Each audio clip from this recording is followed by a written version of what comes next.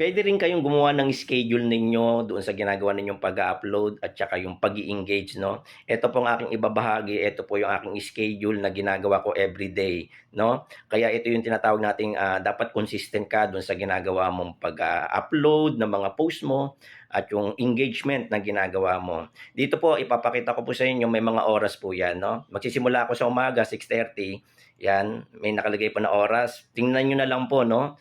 Tapos kasunod niyan meron po siyang time interval 'no. Dito po sa time interval na ginagawa ko, diyan po yung nag-e-engage ako 'no, nagko-comment ako, nagre-reply ako dun sa mga, nagko-comment sa mga post ko, nakikipag-engage ako doon sa mga dumadaan dun sa wall ko. After nun, and papasok na naman nung 9:30, eto na naman yung schedule na gagawin kong pag-upload 'no.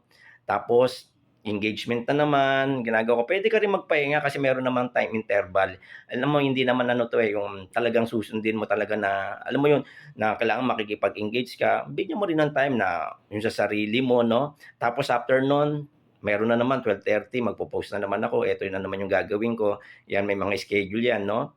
Tapos 3:30, 'yan. Basta pagka may nakita po kayong interval, yung time interval, dun po yung gagawin yung mag-e-engage kayo. Tapos ang pinaka-last ko po yung 6:30, ayan po sunod-sunod po 'yan. At dito po mapapansin niyo po, may oras po siya. Kapag hindi po ako naka-upload doon sa oras na yon, nilalampasan ko na 'no, sinusunod ko na kaagad kung ano yung, pino-post ko dito. Ito yung routine na ginagawa ko na, puwede niyo pong gawin dito. Puwede kayong gumawa ng schedule 'no, puwede niyong sundan ito na parang pinaka-pattern lang, pero kayo pa rin ang gagawa ng schedule kasi alam mo naman, iba-iba yung time natin 'no, iba-iba yung ginagawa natin, may mga pagkakataon busy tayo 'no. Pero ang sinasabi ko po dito, ito po yung sinasabi ko na maging consistent tayo dun sa ginagawa natin everyday. Kasi kapagka na-detect ng AI 'yan, na ganito yung ginagawa natin, yung routine natin everyday, nakikita niya kasi dito na active ka dun sa mga ginagawa mong pagpo-post, pag-e-engage. Ito yung kagandahan niya kasi tandaan mo may mga followers ka dito na at tinitingnan kung ano yung susunod mong i-upload.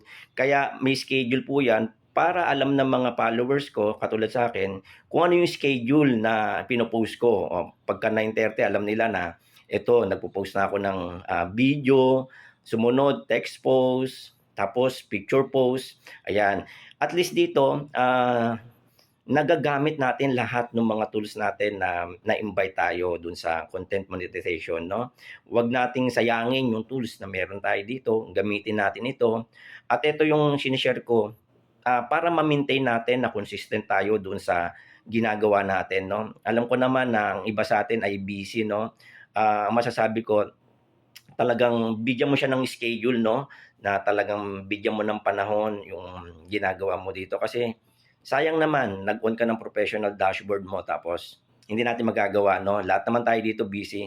Pero naniniwala ako sa'yo kung gusto mo talagang umangat, kung gusto mo talagang kumita dito, kasi nagtatrabaho tayo dito, ay kailangan nating gawin ito. Ito'y payo ko lamang dun as content creator 'no, sa inyo na puwede nating gawin 'no. Kasi ano tayo, content creator tayo, gusto nating kumita ng malaki dito, sipagan natin 'no. Yan lang po yung aking mababahagi, sana po may natutunan kayo.